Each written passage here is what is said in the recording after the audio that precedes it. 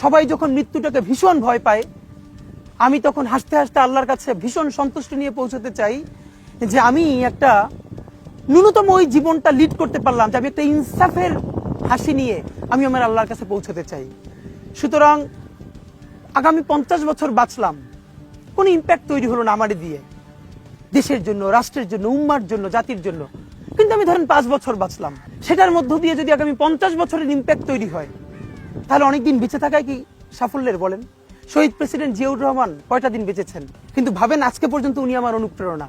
হাঁটতে হাঁটতে আমার পা ফুলে যায়। আমি, আমার টিম সেদিনকে ব্যাগের মধ্যে জুতো নিয়ে তারপরে একটা শপিং মলে ঘুরছিলাম, মানে পা ফুলে গেছে, পা জুতোয় ঢুকাতে পারছিলাম না। তো জিয়াউর রহমানের একটা ওনার গল্প মনে পড়ছিল, যিনি মাইলকে মাইল যখন হাঁটতেন ওনার সাথে স্টাফদের পা ফুলে যেত, কিন্তু ওনার তো আর্মি ট্রেনিং আছে। তখন তাকে বলতো, স্যার আপনার তো আর্মি ট্রেনিং, আমরা তো আর পারি না। এই জন্য ওনাকে মানুষ রাখাল রাজা বলতো। তা আমরাও সারা বাংলাদেশের 56,000 বর্গ মাইলে হাঁটতে চাই। আমরা ইনসাফের চাষাবাদ করতে চাই, একটা স্বাধীন সার্বভৌমত্বের সততার বাংলাদেশ তৈরি করতে চাই। আল্লাহ যে কয়দিন হায়াতে রাখবেন এই লড়াইটা করব। যেদিন নিয়ে যাবেন আমি স্বপ্ন দেখে যেতে চাই, আমি আমাদের এমন টিম, আমি আমার সন্তানকে রেখে যেতে চাই, আমার মৃত্যুর পরে যেন এই লড়াই বন্ধ না হয়, এই লড়াই যেন বাংলাদেশে কিয়ামত পর্যন্ত জারি থাকে।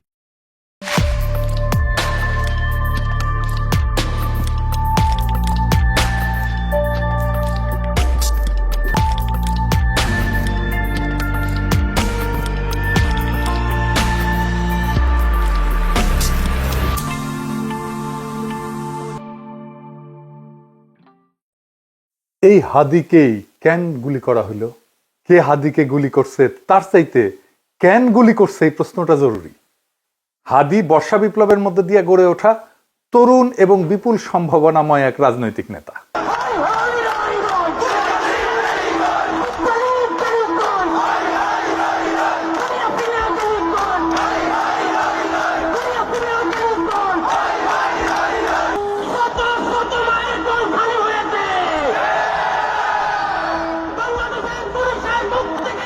অনেকে আওয়ামী লীগের দিকে আঙুল তুলতেছে। আওয়ামী লীগ অবশ্যই বর্ষা বিপ্লবের প্রধান শত্রু, কোনো সন্দেহ নাই। কিন্তু আওয়ামী লীগই কি একা বর্ষা বিপ্লবের একমাত্র শত্রু? না, রাজনৈতিক দলগুলো যারা হাসিনা বিরোধী লড়াই করছে তারাও তো বর্ষা বিপ্লবকে ধারণ করে না। সরকারের মধ্যে বিপ্লব বিরোধী ধান্দাবাজ অপদার্থ ধ্বজভঙ্গ লোকেরা ঢুকিছে একের পর এক। প্রফেসর ইউনূস নিজের বউয়ের ডাক্তাররা ঢুকাইছে মন্ত্রী পরিষদে, বন্ধুর পোলারে ঢুকাইছে, তার গ্রামীণ ব্যাংকের লেসপেন্সার সব ঢুকাইছে, পলিটিক্যাল পার্টিগুলো তাদের নিজেদের লোকদেরকে ঢুকাইছে, এবং বেশিরভাগই অপদার্থ। না আছে এদের ম্যানেজমেন্ট স্কিল, না আছে পলিটিক্যাল নলেজ, না আছে সদিচ্ছা, না আছে শরীরে জোর। আওয়ামী লীগ অস্ত্র কিনে সশস্ত্র যুদ্ধের ডাক দিছে, অস্ত্র কিনে যুদ্ধ করার কথা ঘোষণা দিছে, একবার না বারবার জেনেভায় যায় প্রকাশ্যে দিছে। দেখেন একের পর এক দেখান এইটা সে হোয়াটএভার ইট ইজ, আমাদের কথা হচ্ছে যে আমাদের এই সংগ্রাম লড়াই অব্যাহত রাখতে হবে, এই এদেরকে এখান থেকে উৎখাত করতে হবে। আর আমি সবসময় পার্সোনাল ক্যাপাসিটিতে একটা কথা বলি, সেটা হচ্ছে যে সশস্ত্র সংগ্রাম ইজ দ্য অ্যান্সার। হয়তোবা বাংলাদেশ আওয়ামী লীগ এই নীতিতে হয়তোবা এখনো যায়নি, কিন্তু ব্যক্তিগতভাবে আমার ক্যাপাসিটি হচ্ছে যে we have the take up arms এবং we have to resist ourself, because আমাদেরকে খুন করছে, আমাদেরকে পাল্টা লড়াই অব্যাহত করতে হবে, এবং এটাই হচ্ছে আমাদের স্ট্যান্ড। আমার কাছে মনে হয় ব্যক্তিগতভাবে আমার স্ট্যান্ড। দেখেন আর একটা দেখান। অস্ত্র হাতে নেওয়া ছাড়া, গেরিলা যুদ্ধ ছাড়া এই রাজাকারদের বিরুদ্ধে জেতা যাবে না। আমি আবারও আপনাকে বলি যে সশস্ত্র সংগ্রাম, গেরিলা প্রস্তুতি, এগুলো আমাদের জন্য জরুরি এবং সেটা আমাদেরকে ভাবা শুরু করা উচিত। আমি মনে করি বাংলাদেশ আওয়ামী লীগের এসব পুতু পুতু পুতু পুতু রাজনীতি করার সুযোগ নাই। আমরা দেখব যদি ভালোই ভালোই কাজ হয় হবে, কিন্তু দেশ যদি এইভাবে পাকিস্তানের দিকে চলে যেতে থাকে, সশস্ত্র সংগ্রাম এবং আমাদেরকে এই গেরিলা সংগ্রাম বা আরেকটা মুক্তিযুদ্ধ ছাড়া আমাদের কোন রাস্তা নাই। এবার আর একটা দেখান। আমরা করতে হইলে এইখান থেকে পয়সা উঠান, আর যারা মন্ত্রী মিনিস্টার আসল বিদেশ তারাকে বলেন পয়সা দিবার জন্য, আমরাও পয়সা দিব। অস্ত্র কিনতে হবে, অস্ত্র কিনতে হবে, আমরা যুদ্ধ করতে হবে মাঠে। খালি মিছিল, খালি মিটিং আর মিছিল করলেও চলবে না, আমরা অস্ত্র ধরতে হবে, আমরা মাঠে নামতে হবে। দেখেছেন, শুধু কি এরা হাসিনা লেসপেন্সার, হাসিনা নিজেই বিপ্লবীদের হত্যার নির্দেশ দিছে। শুনেন, কথা কম গাছ বেশি। নেত্রী আমাদের যে ভাই বোনদের হত্যা করেছে, আমরা অস্ত্র তুলে নিয়ে এদেরকে হত্যা করবো ইনশাল্লাহ আগামীতে। মুখে কথা একটু কম বলো তো, যারা কথা বেশি বলে তারা কিছু করতে পারে না। কথা কম গাছ বেশি, ঠিক আছে? মুখ দিয়ে বলতে যেও না, আগে করে দেখো। ঠিক আছে, খোদা হাফেজ। শুনেছেন? তারপরে তো এই ঘটনা, একটা রাষ্ট্রের বিরুদ্ধে সশস্ত্র সংগ্রাম বা প্রকাশ্য খুনের নির্দেশ দেওয়ার বিরুদ্ধে কিছু করছে প্রফেসর ইউনূসের সরকার? কিছুই করে নাই, কিচ্ছু করে নাই। আর ওদের সাহস আকাশে চড়ছে। হাসিনাকে ভারত ফেরত না পাঠাতে চাইলে নাকি আমাদের কিছুই করার নাই, এই বলে তৌহিদানন্দ প্রভুপাদ। শুনেন, ভারতকে রাজি হতে হবে অথবা চাইতে হবে তাকে ফেরত পাঠানো। রাজি না হলে আসলে তো করার কিছু না, আমরা রাজি করানোর চেষ্টা করতে থাকতে পারি, এটুকু। যেটা বলছিলেন এটা একটু প্রসেসের ব্যাপার আছে, প্রসেস তো চলছে, দেখা যাক আমরা কতটুকু অ্যাচিভ করতে পারি। শুনেছেন? এটারে বিএনপি ঢুকাইছে, দেখে দিলাম এটা উপদেষ্টা মন্ডলীতে। এতটাই অপদার্থ, করার কিছু নাই তো তুই উপদেষ্টা আসিস কেন? 111-এর আমলা ওরে বানাই দিছে মন্ত্রী, এরা গালাইলে ওর গায়ে মাখেন। এতটাই নির্লজ্জ, এতটাই ক্ষমতা লোভী। এদের দিয়া প্রফেসর ইউনূস ফ্যাসিবাদের আগমন ঠেকাবে। হ্যাঁ, কি আর কমো, বালটা ঠেকাইতে পারবে। নির্বাচনের তফসিল ঘোষণা করছে না, দেখেন কি ভয়াবহ রক্তপাত হয় এই পুরা নির্বাচনী সময়। কিছুই ঠেকাইতে পারবে না। কেউ তো কথা শোনে না, আমলারাও কথা শোনে না। ক্ষমতায় বসেছে, রাষ্ট্রযন্ত্রের উপরে কোনো নিয়ন্ত্রণ প্রতিষ্ঠা করতে পারে নাই এই 2 বছরে। এত সাপোর্ট দিয়ে গেছে, কোনো স্যাদব্যাদ নাই।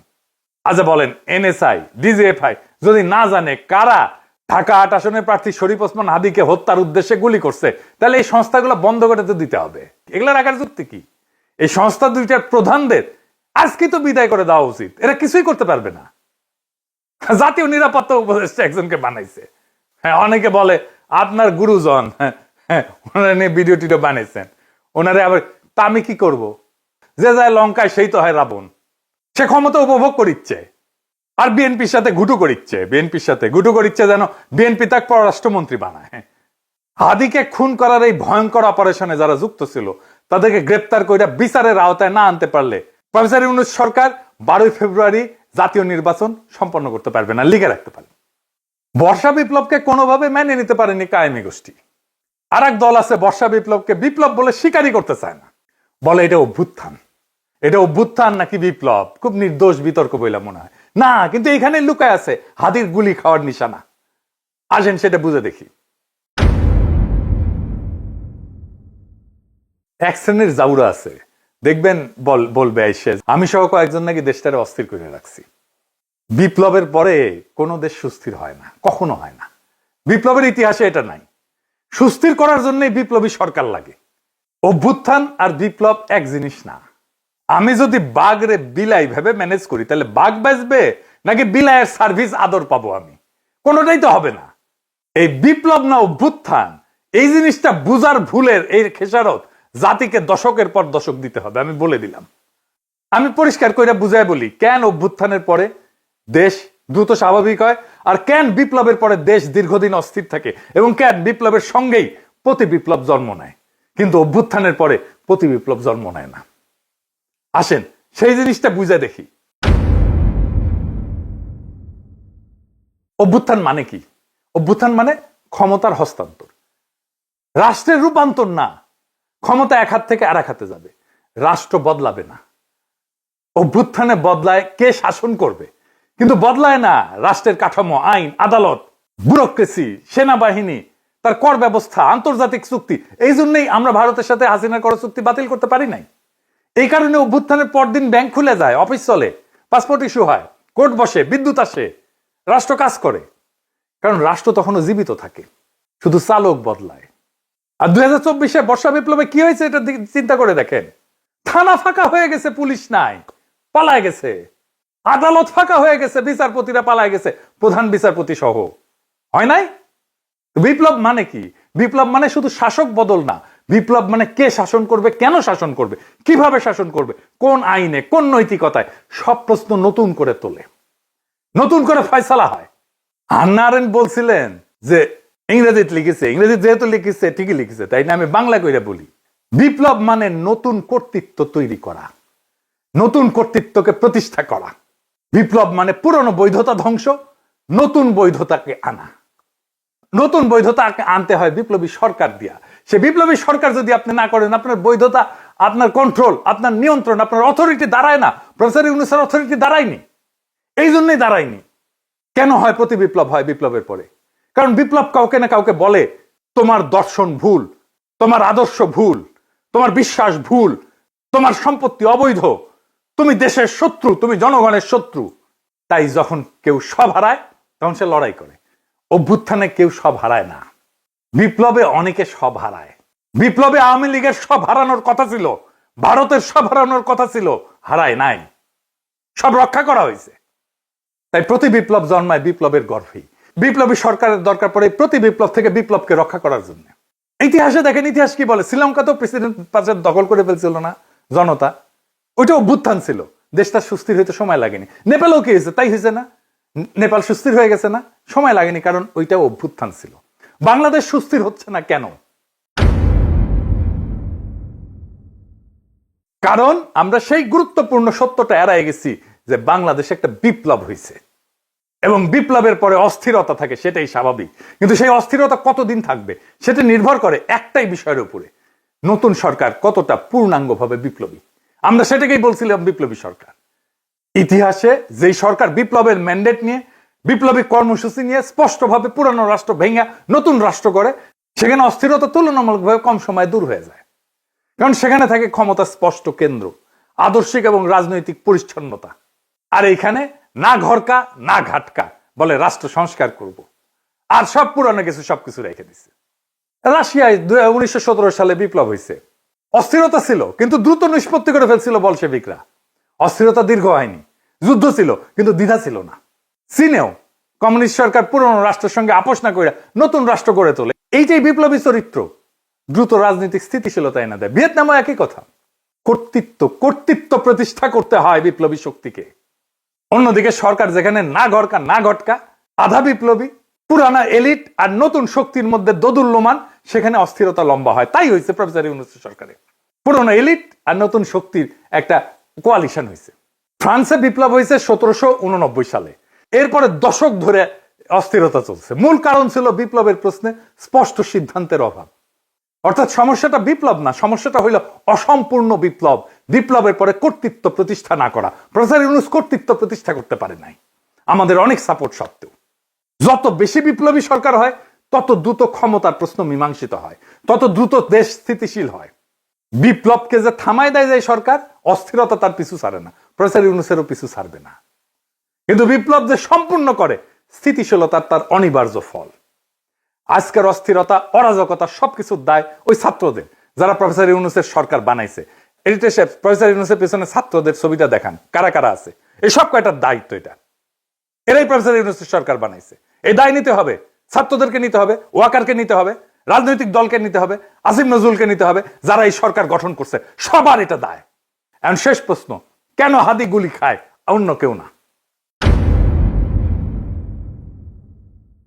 এর কারণ হাদি শুধু জুলাই বিপ্লবী না, হাদি একজন আপাদ মস্তক ভারতীয় আগ্রাসন বিরোধী। ভারতীয় আগ্রাসন বিরোধী হয়ে বাংলাদেশে বাইচা থাকাটা মুশকিল। প্রেসিডেন্ট হইলেও বাইচা থাকা যায় না। জিয়ারে মরতে হয়েছে না, ইলিয়াস আলীকে মরতে হয়েছে না, সালাউদ্দিন কাদের চৌধুরীকে মরতে হয়েছে না, জামাত নেতাদেরকে মরতে হয়েছে না, আবরারকে মরতে হয়েছে না, হাদিকে নিয়ে কম কুৎসা রটনা করা হয়েছে। দেখেন এই মালটাকে চিনতে পারেন কিনা দেখেন। জুলাই গণ অভ্যুত্থানে হাদির অবদান কি দেখতে হবে না? এই গণ অভ্যুত্থানের সময়ে, গণ অভ্যুত্থানের পরেও হাদি নামে কাকে মানুষ চিনত না। বাংলাদেশের সংকটে হাদিকে এদেশের মানুষ পায়নি।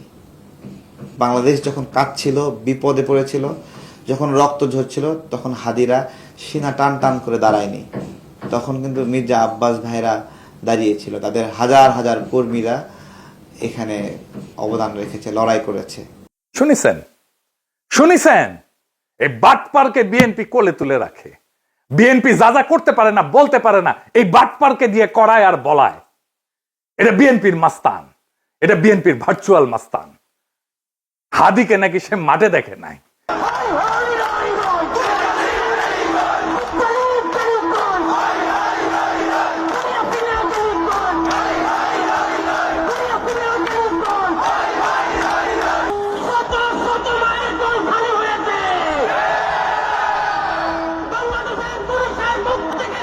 ওই বর্ষা বিপ্লবের হেডমাস্টার, ওর কাছে রোল কল করে বর্ষা বিপ্লবের স্টেক নিতে হবে।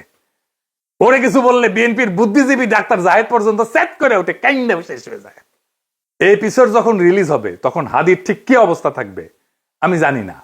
এখনো পর্যন্ত হাদি ভালো আছে। হাদির কথায় আপনারা বারে বারে মৃত্যুর কথা আসতো, শহীদ মৃত্যুর কথা আসতো। আমরা তার এইরকম একটা কথা শুনেই এপিসোডটা শেষ করব। কিন্তু একটা কথা আপনাদেরকে স্পষ্ট করে বলে যেতে চাই, জুলাই বিপ্লবকে বিজয়ী করা ছাড়া আমাদের সামনে আর কোনো রাস্তা খোলা নাই। প্রফেসর ইউনূস বিপ্লবকে লক্ষ্যভ্রষ্ট করেছে। আমরা আবার সেই বিপ্লবকে সম্পন্ন করব, বিজয়ী করব। প্রয়োজনে আবার এক নদী রক্ত পাড়ি দেব, কিন্তু বিজয় নিয়ে ঘরে ফিরবো ইনশাল্লাহ। ইনকিলাব জিন্দাবাদ।